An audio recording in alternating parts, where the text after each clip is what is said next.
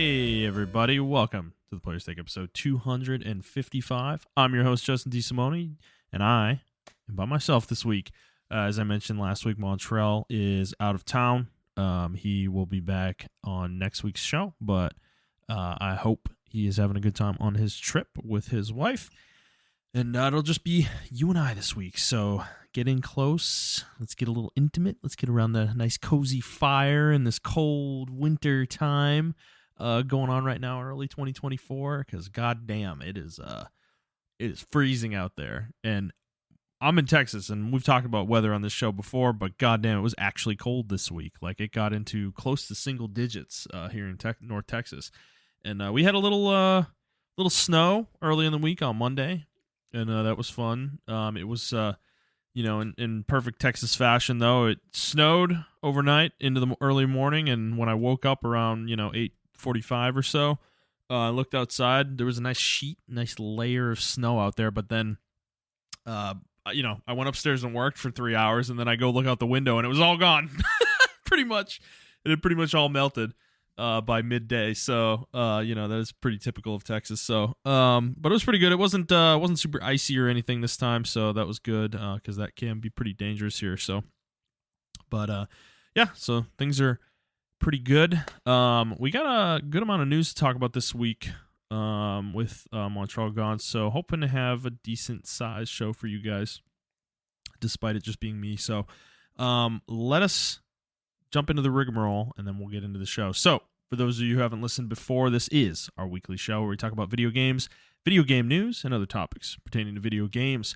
We post at 6 a.m. Central Time on Fridays on Apple Podcasts, Google Podcasts, Spotify, Stitcher, and your favorite podcast app of choice. And if you'd like to send us a question, you can do so on Twitter, or you can send us an email to theplayerstake01@gmail.com, and the Twitter handle is @theplayerstake. All right, so let me start with what I've been playing, and things are a little different this week. I mean, it's mostly games I talked about last week, but some things have been getting cut for me. So I finally hit my point with Honkai Star Rail, where I think I'm kind of done with the game for now. I will probably go back to this game at some point, as I did with Genshin, or as I've done with Genshin over the years, but I just lost interest, like, I don't know. It slowly whittled away, over time. Every day I feel like I was playing less and less, to the point that it was getting recently, the last like 2 or 3 weeks, it was like there were days I was coming home and I like didn't even boot the game up, and I literally forgot to play the game and do my dailies. And it would be like 2 a.m. and I'm going to bed, and I realized, oh fuck, I didn't do my dailies today, and I would like log in real quick and do them in like 5 minutes. Right before I went to sleep, and then there were days where I forgot to do that, and then there were days where I remember, and I'm just like, I don't care, I'm just gonna go to bed, that kind of thing started happening with the game. So it kind of became I don't know, just the writing's on the wall for me, I guess. Like, I'm tired of playing the game. Like, it's as simple as that. I enjoyed it while I've been playing it. It is a good game for sure. It is a very generous gacha game. There's no question about that, for sure.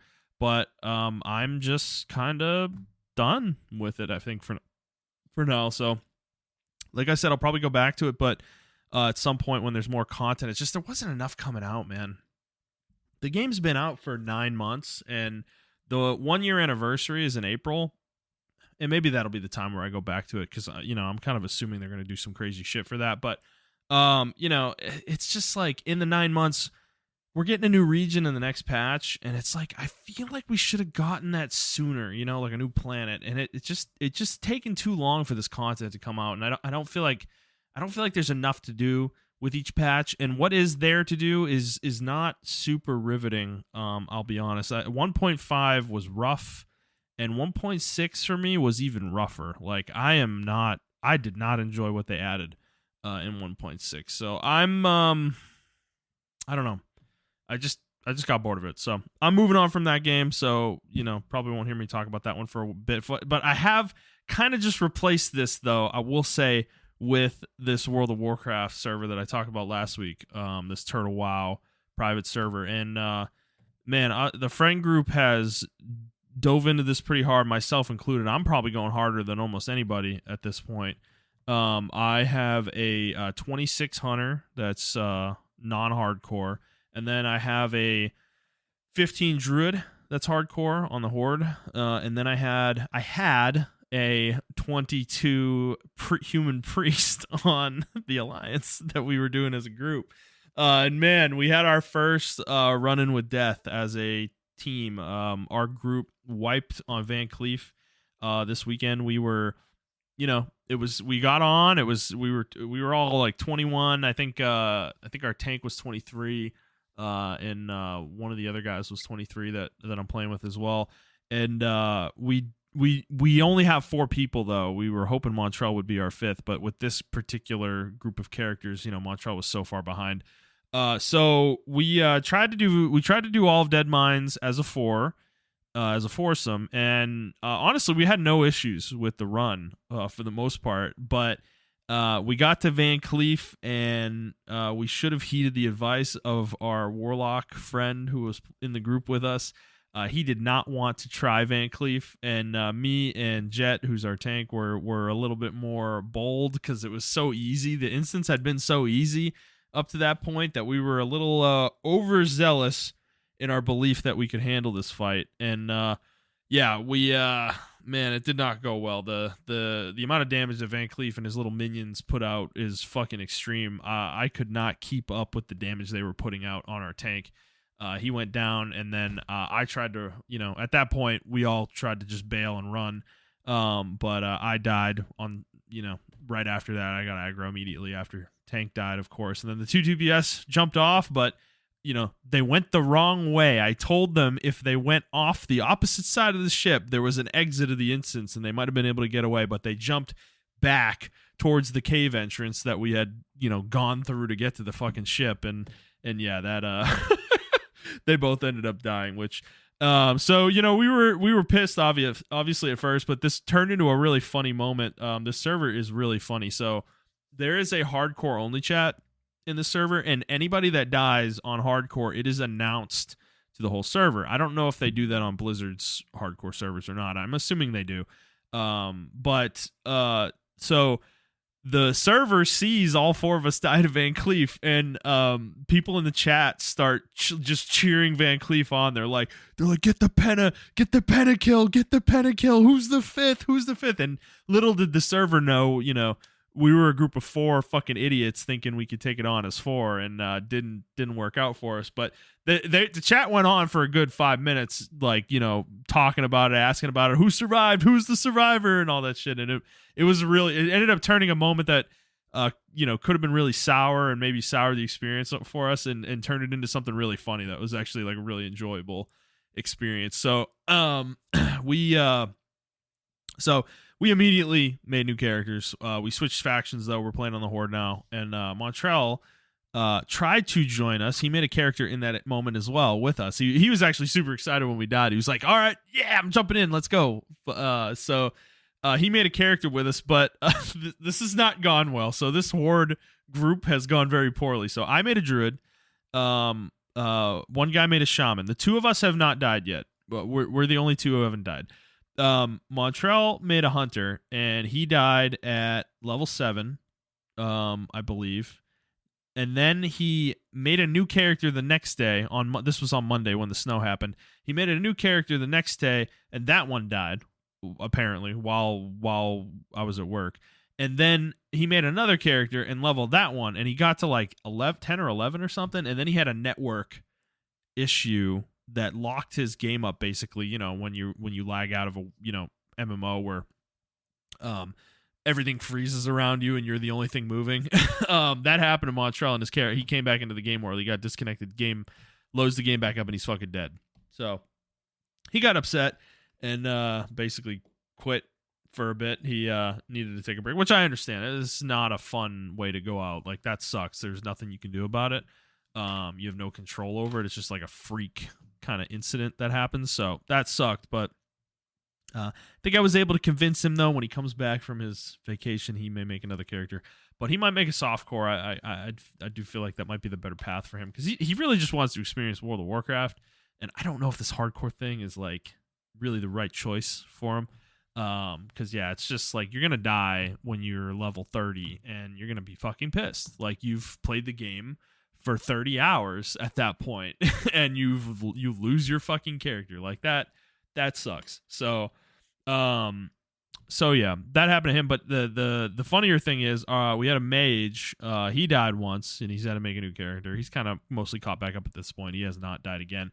And then our tank Jet, he has died 4 times, I think, at this point, or 3 times. I think he's on his 4th or 5th character, and he's died to every single time the same thing.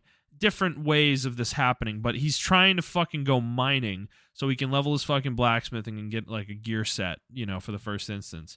And he's died every single time doing this. And man, it just like he just gets back on, makes a new character, and he stays up all night and he levels that shit back up to catch up to us. So yeah, it's been funny. The hardcore is very, very interesting. You do have to play a little differently. You're a lot more I guess cognizant of the things around you. You need to be more cognizant of the things around you. You also play a lot safer. There's a lot of quests that you probably aren't going to try to do by yourself, for sure. But so it's an interesting experience. But I do have the hunter though. That is a softcore character that I'm just playing because I want to have that. If I lose the hardcore, so be it. But I still have the hunter. That's kind of how I feel about it. So it's kind of dulling the impact a little bit of the hardcore deaths. So that's been a lot of fun. That's kind of been my primary game this past week. Very into it right now. The whole friend group's kind of into it.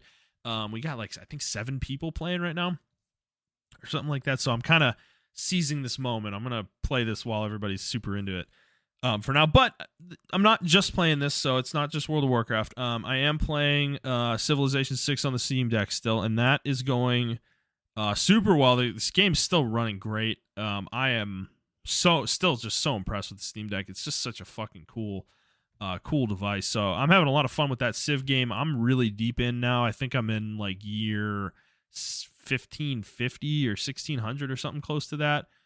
Something around those lines. So I'm well into the modern era too. I have machine gun infantry, and I think I'm heading towards tanks soon and stuff. So pretty deep in the game at this point, but that's going well, so that's been fun. And then the other game is Baldur's Gate 3, which I will say, just to follow up on last week, I did try to play an extended session on the Steam Deck, and I will say I personally did not love it. I don't think it's going to be the place I play the game because it uses the console controls, obviously.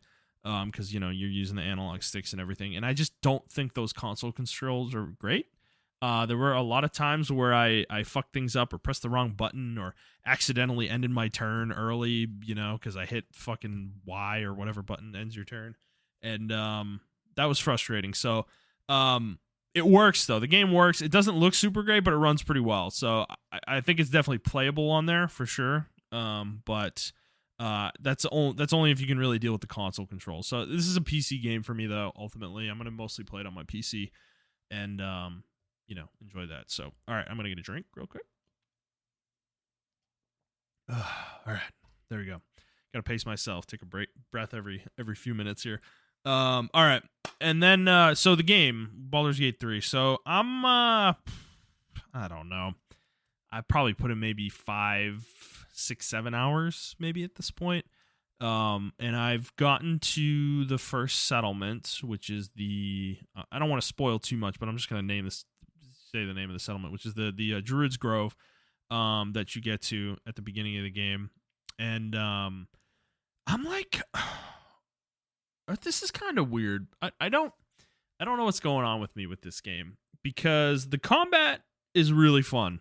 I like the combat a lot, actually. This just pure D&D style that they went with, I think is really well translated. They did a fucking phenomenal job with it. But my only gripe with it, and maybe this is just me and I haven't really dug into the menus enough to find this, but you can't see any of the rolls in combat, like damage rolls, attack rolls, any of that stuff.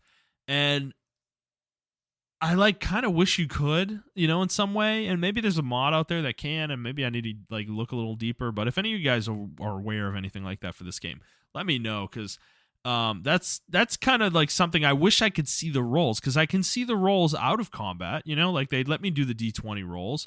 But then there's times where they do rolls on their own, for like perception checks or certain things in dialogue, like history checks and stuff like that, where you don't see the dice rolls.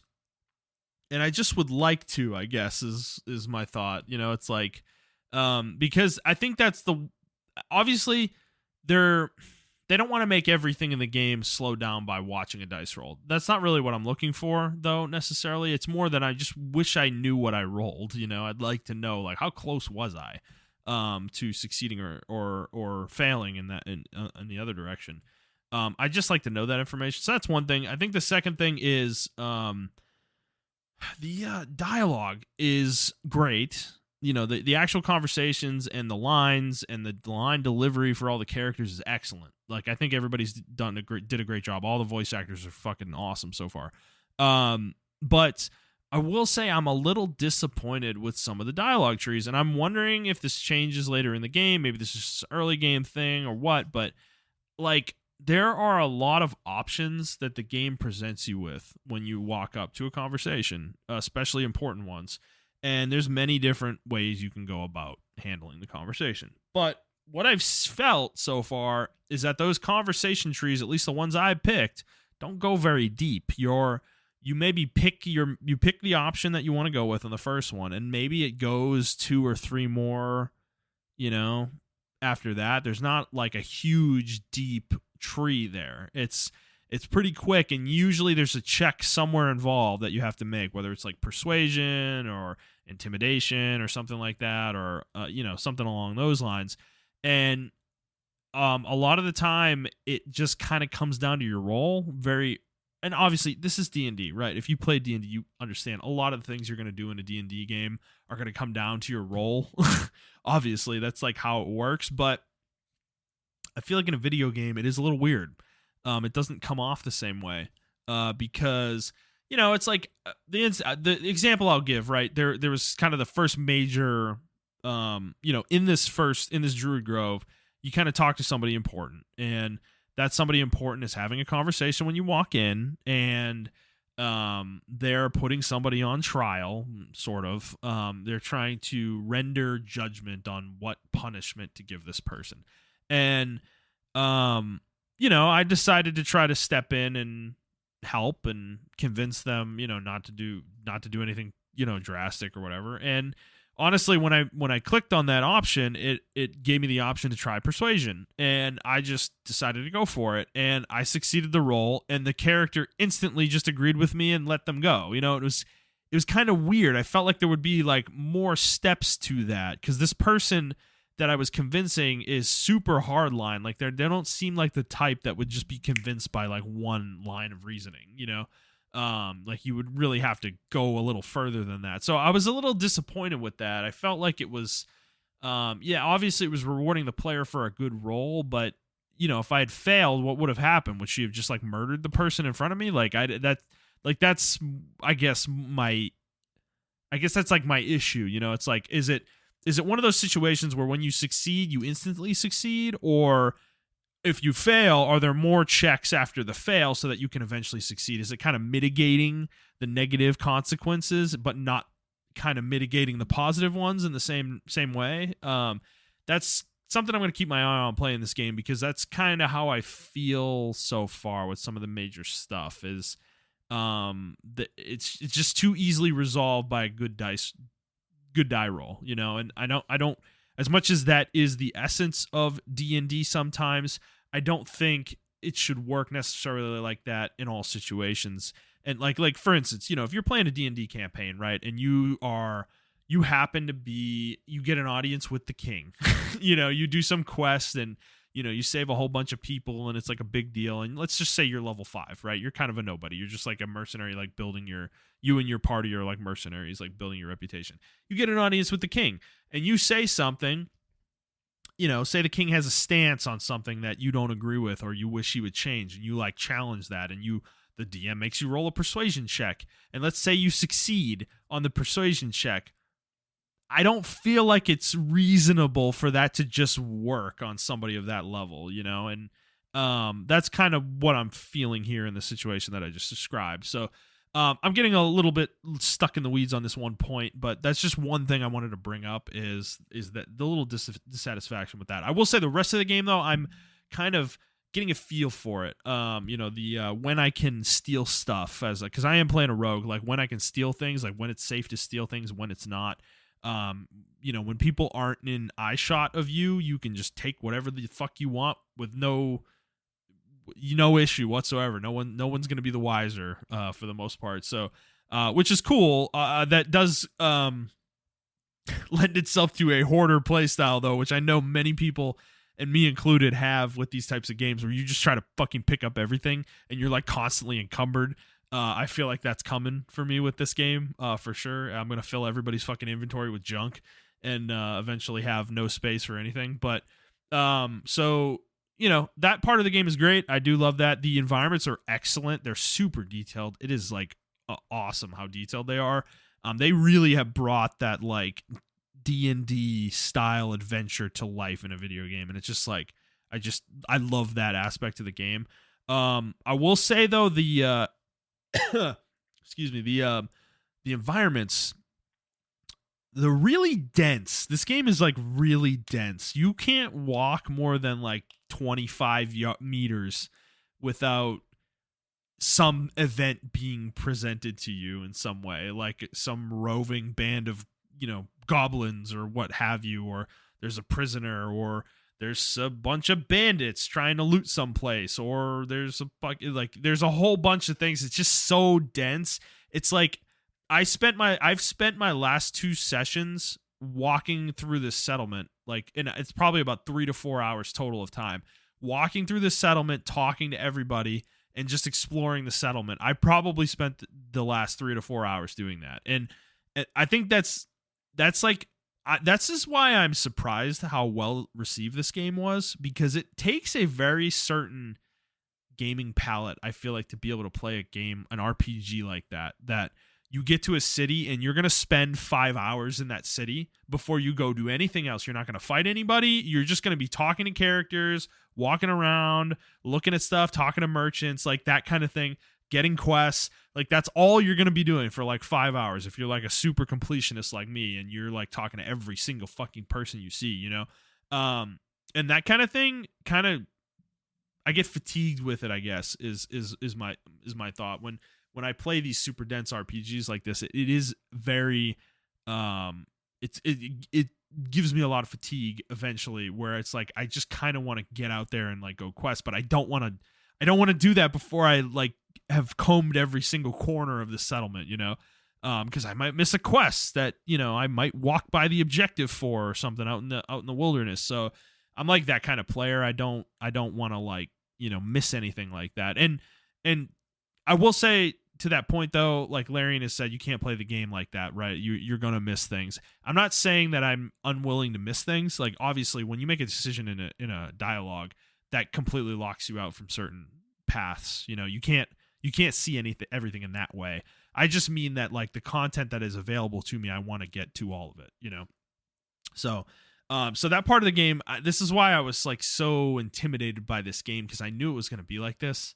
And it's going to be slow going for sure. It's so I don't know, it's kind of like a give and take with it. It's like I haven't like fully been ripped into the game yet, It's interesting. Like I haven't really fully been grasped by it to the point that I'm like not playing anything else.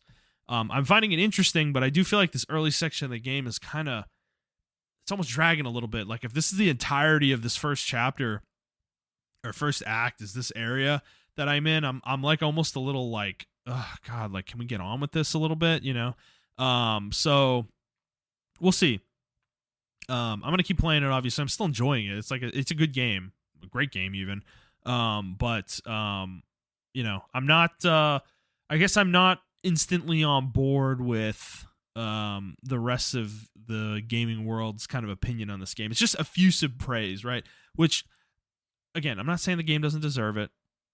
I might end up being there by the end of the game for sure. But I think this is just something that me and Montrell talk about a lot, is hyping stuff up, overhyping stuff. I haven't heard a lot of analysis about the details of the game. It's a lot of just like, hey, I love this game. It's so fucking good. Oh my God, the characters are amazing. The fucking romance options are so cool, and all that. And it's like, okay, but like, what about the nitty gritty, like the moment to moment gameplay? I haven't heard a lot of analysis about that in much of the coverage I've heard about this game.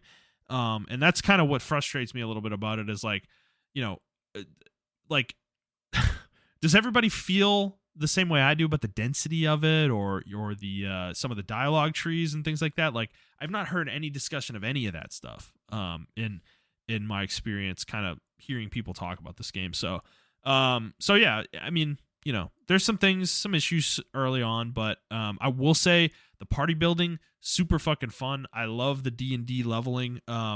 It is a little boring playing a rogue. I will say rogues are very boring in D&D, as much as I do enjoy the rogue kind of archetype in fantasy RPGs.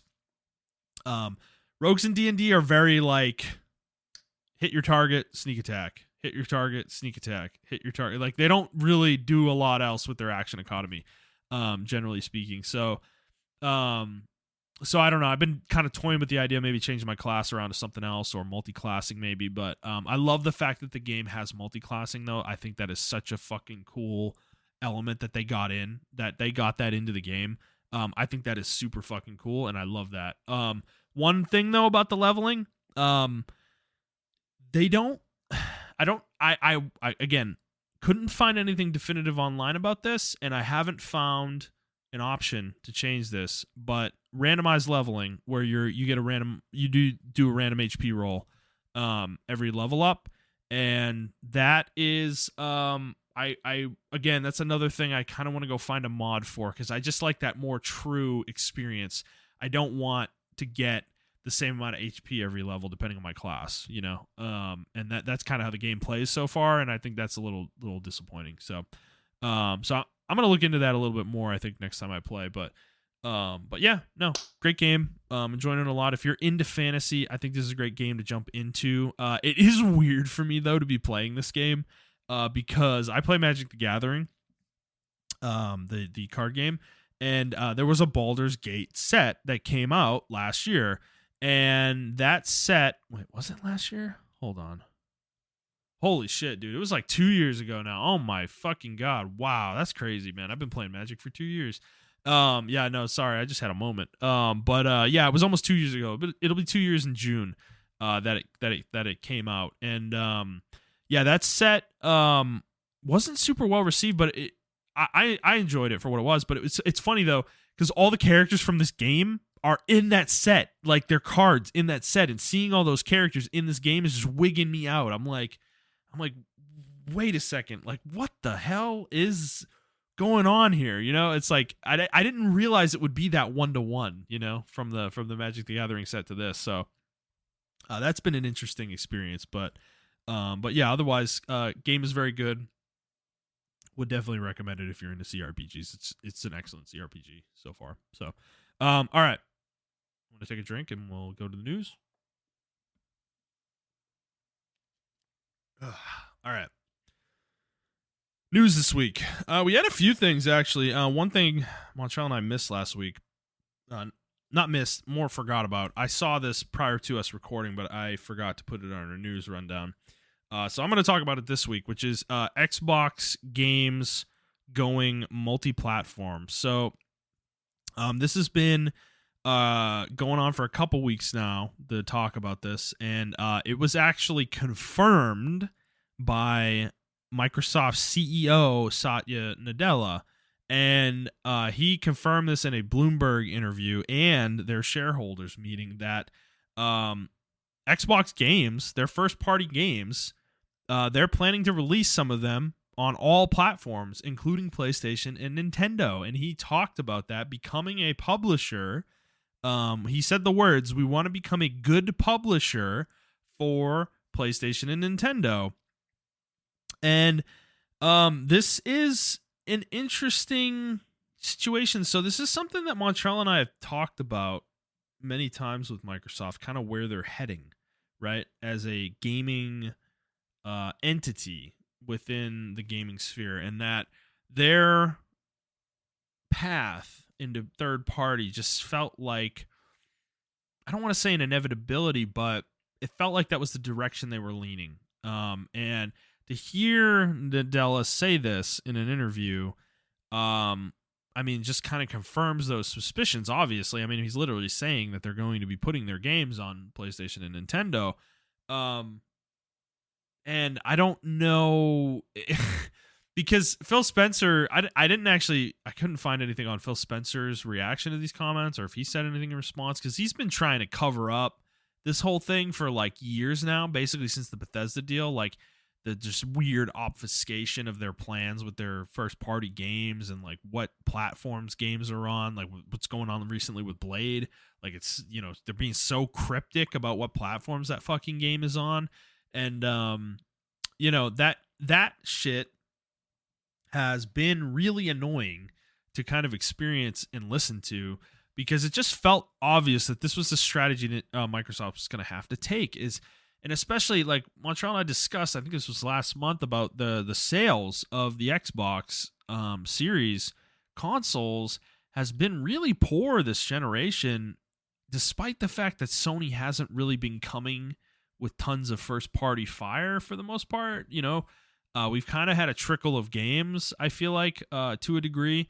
And I don't know, like, I felt like at the time, and I definitely feel this way now, that I think Microsoft didn't really have a choice but to, like, if they really want to exist as an entity within Microsoft as Xbox continued going forward, I mean, I don't know if consoles are really their path. Like, they need to maximize the revenue, right? And to do that, the best way to do that is to make your games available on all platforms. And while that seems crazy for a hardware manufacturer to do that, at the same time, I think it makes a ton of sense. Like, Call of Duty was never going exclusive. That was never going to happen. It was never going to happen, And I think their plan has always been to make Game Pass as enticing as possible, and that's what gets you to buy an Xbox, not the games coming out on the system, the first party games.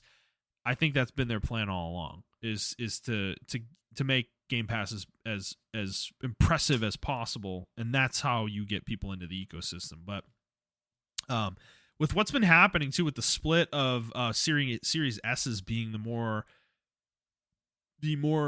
ubiquitous of the two console iterations, the X and S, like, that's the one that sold more, is actually the S, which is interesting. And that presents a huge problem for Microsoft, because they've got a huge amount of their audience on a platform that is struggling to run modern games now. And while I thought it was a good idea at first to have a model like the S, it is now becoming a kind of a boondoggle the further into the generation we get. And with no plans to release a mid-gen hardware update, like a pro version like Sony's doing with PS5, you're kind of stuck as Xbox, honestly. And I don't know what their future really holds. There was a report last week talking about them maybe releasing their new console in 2026 instead of 2027 or 2028, like trying to get it out early. And that, while I don't know, that feels ballsy, like it could crash and burn them to a degree that would be difficult to recover from if it failed. So I don't know. It's just interesting to get this confirmation from their CEO, and then just thinking about the rest of the ecosystem right now with Xbox. I don't know. I mean, there was a an Xbox presentation today on games coming out in 2024. They actually dated some stuff. I think Hellblade 2 got dated in May, which Montrell and I are going to talk about all this next week. I wanted to save that for when he's back, because that's the kind of stuff that we kind of chew up for the most part. So I'm not going to go into super detail on this, but yeah, they did a bunch of announcements. Avowed they confirmed for 2024, I think, and then a couple other their first party games, the bigger ones. So it's actually looking like Xbox is lined up for potentially a big year. That's why these comments are interesting, though, coming out when they are. Because are those games going to be multi-platform? I doubt it with certain ones, but is it going to be kind of a case-by-case thing? Is it going to be certain games that are multi-platform and certain ones aren't? I'm kind of assuming that's the case. They're going to hold certain games back and try to make those exclusive, but we just saw the effect that it had on Starfield, though. Imagine if Starfield was on PlayStation. Like, I feel like the game would have sold double the number of copies that it did, and I don't know. I feel like Microsoft has to know that internally, at the same time. So, which leads to a decision like this, I would think. Like, maybe Starfield was the game that proved it to them. Was like, man, we've got to go multi-plat with some of these games, like the big ones. Like, we can't just restrict to our console because it's not enough. You can't spend as much time as Bethesda did making that game, and they only sold, like, God, it sounds like 4 or 5 million units, which is not a lot for a game of that size and that budget. And Game Pass is definitely not enough to make up the difference there. So yeah, I think a lot of this makes sense. This has certainly stirred up the Xbox fanboys, though. They've been very upset about this. Certainly, which I don't know. I don't understand why you're so like enthralled to a corporation that you feel the need to get upset at them for making their games available on other platforms. But the Sony guys do it too with the PC shit. So it doesn't really surprise me anymore with this stuff. But very interesting stuff. We'll continue to monitor it going forward for sure. This is a huge deal across the gaming landscape if this ends up really becoming a reality for Microsoft, where they're releasing their games on PlayStation and Nintendo. So we will certainly be keeping our eye on that. All right, moving on. Next story I want to talk about: Suicide Squad. It's coming out in a couple weeks, actually, from probably the time you're hearing this, and this game is being previewed right now, and it is rough, dude. Like, it is getting put through the ringer. People are not liking this game right now, and I don't know. Is this a surprise? No. IGN had a fairly kind of meh preview of it that really questioned the fun that would be had playing the game. It sounds like the story is actually pretty decent and interesting, but the gameplay is kind of your boring, like, pseudo MMO stuff where you're kind of doing like a horde mode, horde mode like style defense things. Go kill these enemies and get this material and bring it back to me, like that kind of MMO crap. That it's fun in World of Warcraft, but I don't want it in a fucking Suicide Squad game, kind of thing.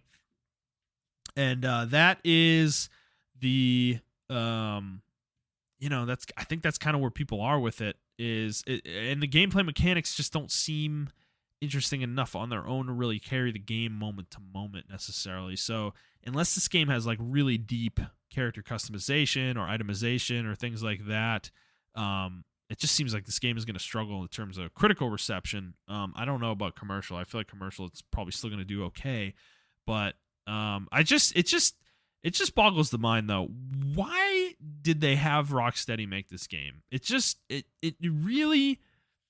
really boggles the mind. Like, I do not understand why these companies continue to make the same fucking mistake over and over and over with these games. Like, nobody really asked for this. Coming out of Arkham Knight, I wanted a Justice League game out of Rocksteady. I felt like that was kind of the next logical step, right? And okay, we're getting a Suicide Squad game instead, which that's fine. That's great. Honestly, I'll take that as an alternative, right? I think that's still a good concept, but man, to make it just like a live service game, and I know they're trying to do damage control about this and everything right now, but dude, it is what it is. It's just going to be like a weird Destiny clone, kind of. And yeah, sure, you might be able to play it offline or whatever. So I guess maybe it's more like Division in that way where you can kind of play solo and be fine. But if that's the case, it's like, why did you make this game the way you made it? I don't know. It's like, it just feels like it's a waste of like 9 years of Rocksteady's time. They could have made 2 single player games in that time frame, and released them and made a shit ton of money on them, and we wouldn't even be here right now. We wouldn't even be talking about this. But no, they spent almost a freaking decade with this company's time, and it's such a waste of developer talent to me. It's like, because if this game doesn't do well, like, Rocksteady could be in trouble, which is ridiculous, because I just sincerely doubt that they're the ones that wanted to make a live service game. It's like, I don't know. So I just wanted to talk about it a little bit, because it's I don't know. There's not even anything to dunk on here. It's not an I told you so or anything like that. We've all been saying this the entire time, right? Like, we've all had the same reaction with this game the entire time. I don't think anybody's ever really been super thrilled about it, but that is it's just, I don't know. It's just another example, though, of mismanagement of resources, for sure. Like, there's just no reason to have made this decision with this company, but it kind of is what it is. So we'll see when it comes out. I don't really plan on playing it, though, and I don't think Montrell does either.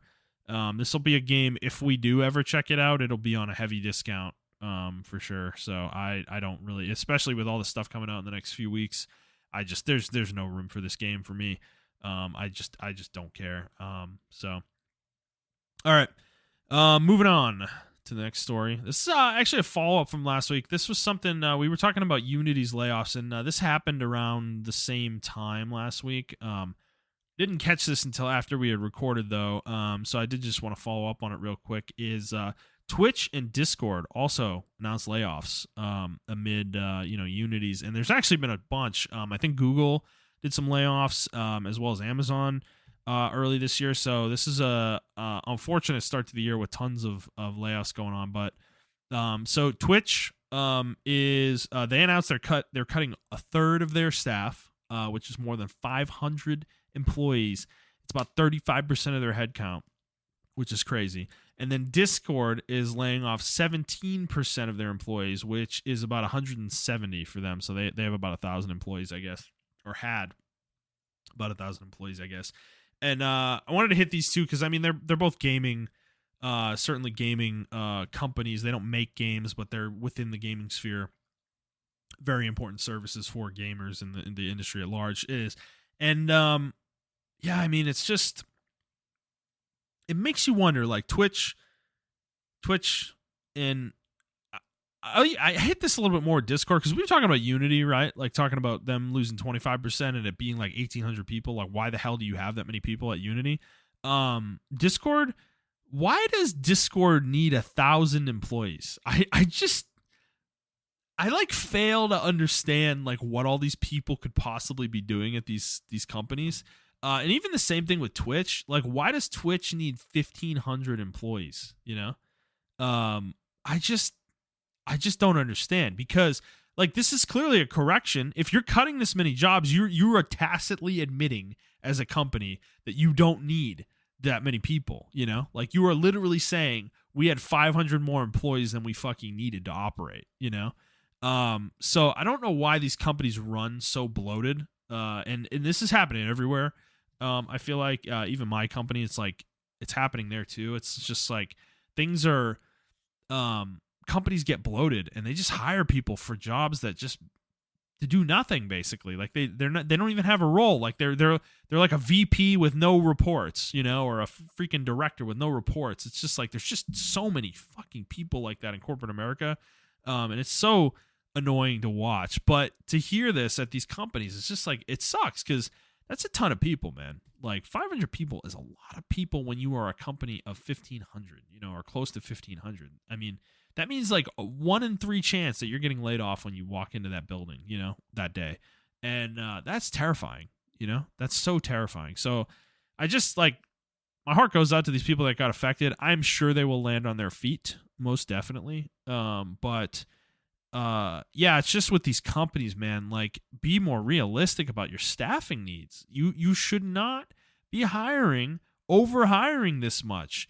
Like, you don't take success as a company and say, let's just say you're like you're a startup, right? it's you and your buddy. You have a company and you make this product, and you get the product out there, and holy shit, it just takes off. You're suddenly making millions of fucking dollars, just the two of you. Obviously, you need to expand a little bit of headcount, but you don't fucking expand all the way up to whatever you're making, assuming that that's going to continue, and it's just what it feels like these companies do.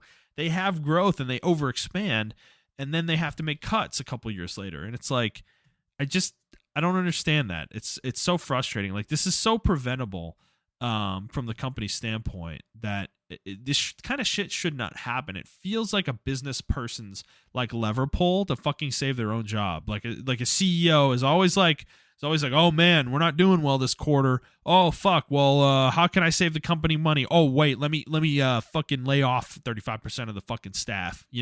Like lever pull, bang, we're in the green, baby, for the year. It's like that's how the shit works, and it's so annoying. It's so frustrating because they're just manipulating people that need these jobs, like or toying with people who need the check. They're living paycheck to paycheck, and it's fucked up.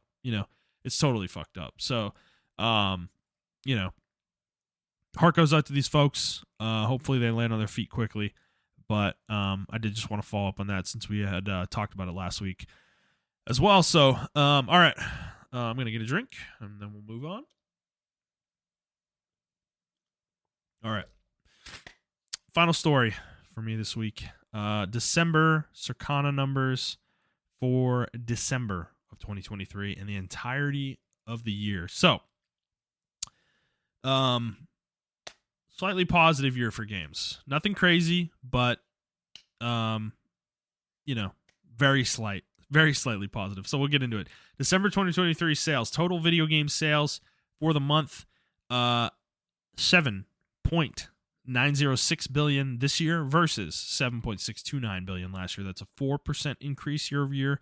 Video game content sales, all physical digital games, microtransactions, subscriptions, etc., $5.725 billion this year versus $5.574 billion last year. That's a 3% increase. And then video game hardware, $1.598 billion this year versus $1.543 billion last year. That is also a 4% increase. And then video game accessories, $584 million this year versus $512 million last year. That's a 14% increase. So slight increase over last year here to end the year. And then sales for the overall year. Total video game sales, $57.189 billion this year versus $56.624 billion last year. That's a 1% increase. It's actually right around 1%. And then video game content, $47.965 billion this year versus $47.487 billion last year. That is also a 1% increase.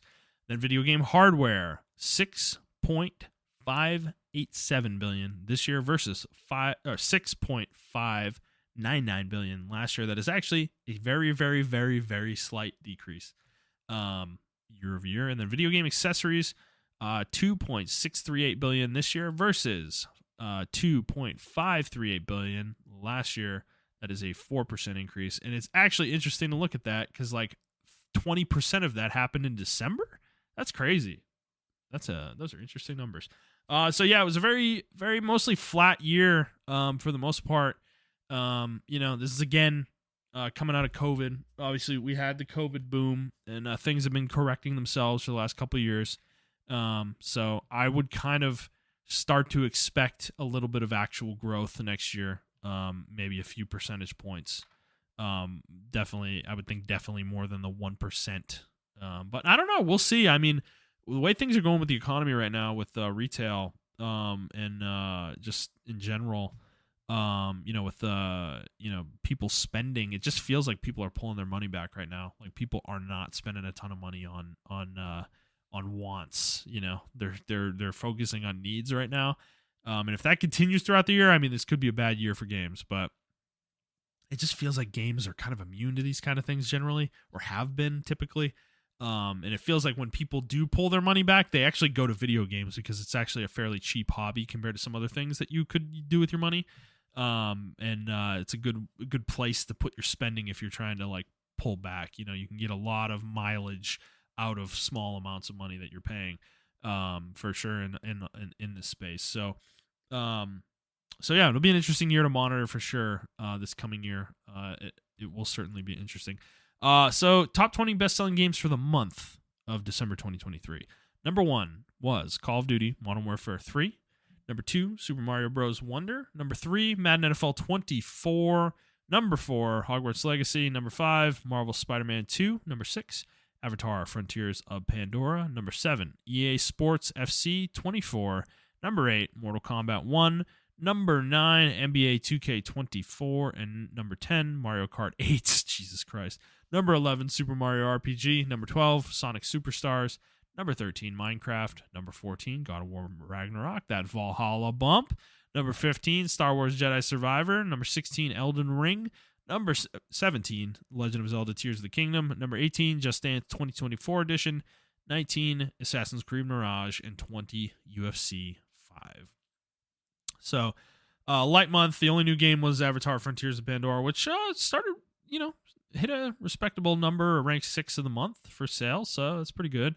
Hogwarts Legacy is still high up there. Super Mario Bros. Wonder, though, dude, at number 2 is crazy. It actually went up a rank month over month from November, which it was ranked 5 in November. So, interesting month. Mario Kart 8 makes its return to the list. What a surprise. Elden Ring back on the list as well. What a surprise. And then top 20 for the year. So this is where things got a little interesting. Number 1, Hogwarts Legacy. Number 2, Call of Duty Modern Warfare 3. Number 3, Madden NFL 24. Number 4, Marvel Spider-Man 2.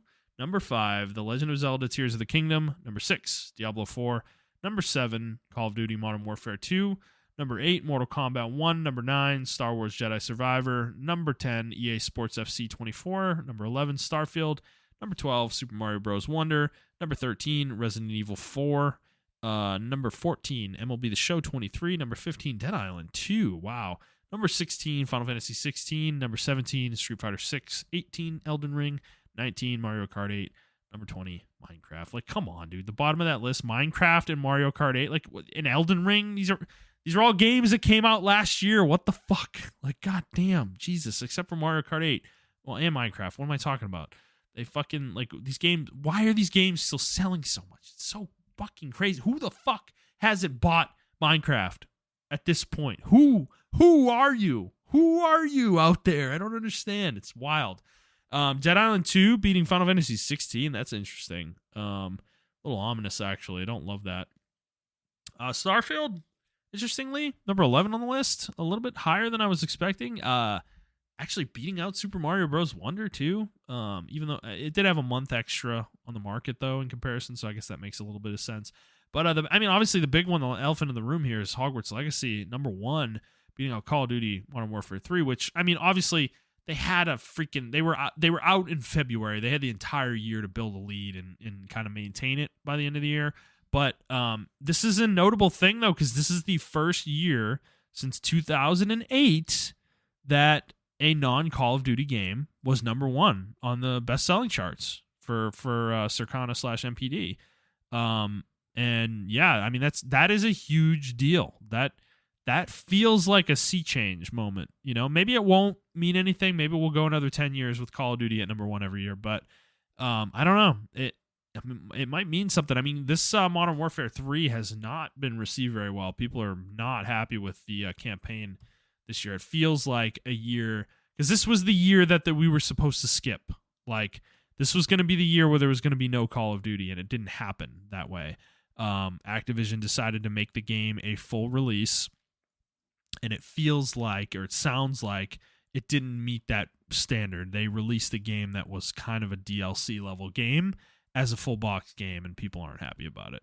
That's kind of what it sounds like to me. So yeah, that might be a big reason of the reflection of these sales, the reason why Hogwarts Legacy was able to stay on top.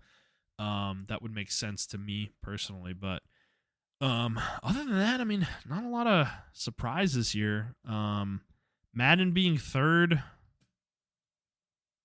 Actually, that is kind of crazy that Madden was third because it was fifth last month, which means it jumped 2 spots.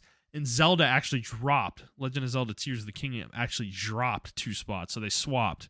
Madden went from 5 to 3, and Zelda went from 3 to 5, which is interesting. Diablo stayed at 6.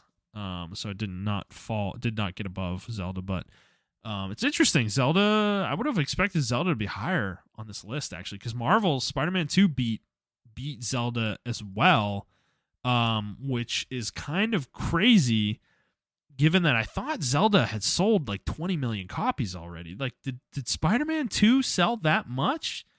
I guess, well, okay, sorry. Caveat, this might explain it, is Tears of the Kingdom sales do not account for digital sales. So that's probably a huge component of this. Yeah, because there's just no way that Spider-Man 2 sold like 20 million already. I just don't see that. So this is just physical for Nintendo. So I would expect that to be higher on the list. Probably third is probably more where it belongs, truly behind Call of Duty and Hogwarts Legacy. Because I mean, Zelda sold a fuck ton, dude. Like when I looked, it was high. So I would expect it to be higher on the list. So yeah. All right. Well, I was gonna look up sales, but I couldn't find it fast enough. So you can go check it yourself. They post their numbers on their website every few months. If you want to check that, what the sales of Tears of the Kingdom actually are. And you can see that up against the other best-selling games for many of their consoles, actually. I love that Nintendo does that. That's super cool that they publicly share that information. But, all right, well, that is it for the news. That's all I had this week, guys. So this is, obviously, I said this was going to be a shorter episode. Obviously, these usually are when it's just me. But I wasn't too short. I got close to an hour here. So got a nice little bit of meaty episode with me doing this solo. So again, Montrell will be back next week, so look forward to that. We'll be back talking about the news normally. 2 weeks from now, Montrell will be doing a solo episode without me. So we got that going on. A lot of games coming out. We got Prince of Persia, I think tomorrow from day of recording. When you hear this, I think the game will already have been out. So I don't know if I'm going to jump into that this weekend or not, but I am hearing really good things about that game. So I don't know. I may have to. I got to tear myself away from World of Warcraft and buy that game and give it a shot. But it is sounding real good. So we got some good games to talk about. A lot of exciting stuff coming out this year, and yeah. So we'll be back next week, and let's go through the rigmarole here and to get us out of here. So, if you guys like this episode, please like the show, review the show, and subscribe to the show on whatever feed you're listening to it on. And please share it with your friends. If you'd like to interact with us on Twitter, you can do so at iTrap for the Hokage for Montrell. That is the number 4, not the word. I'm at Thundernut01, and the show is at The Player's Take. If you'd like to send us a question, you can do so on Twitter, or you can send us an email to theplayerstake01@gmail.com, and we will certainly answer that on the show. All right, guys. Hope you enjoyed this episode, and I'll see you next week. Bye.